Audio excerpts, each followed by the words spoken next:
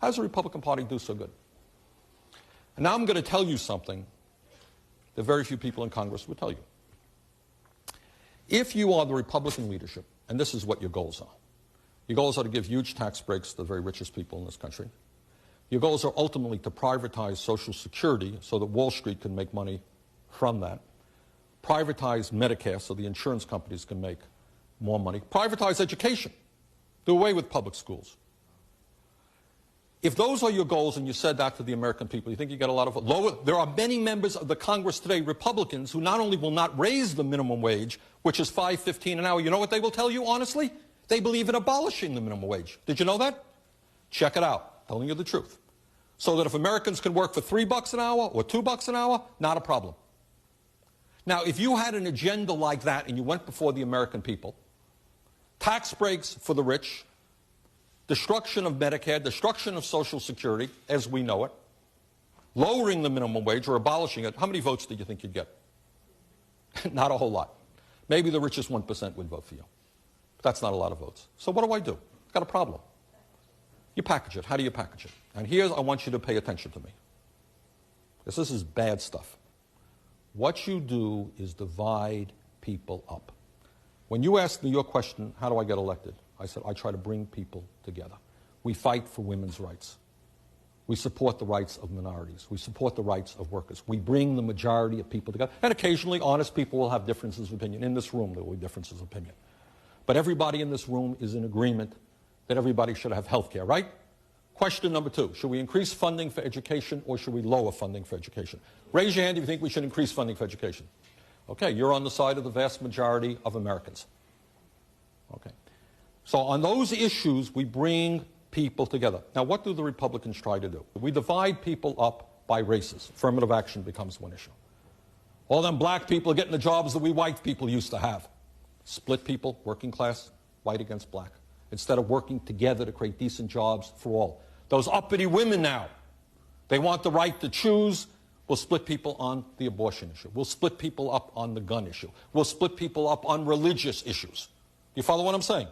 So you split people up, and then they end up, if you're a middle-class person, voting against your own interests, and the rich go laughing all the way to the bank. Okay?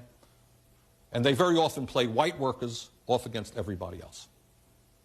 And we try to bring people together to say, look, we're all in this boat together, whether you're black or white, whether you're Hispanic, whether you're Muslim, whatever you may be.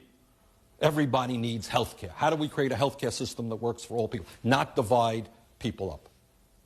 Everybody knows that the kids, young people, do not make it into the middle class unless they have a decent college education.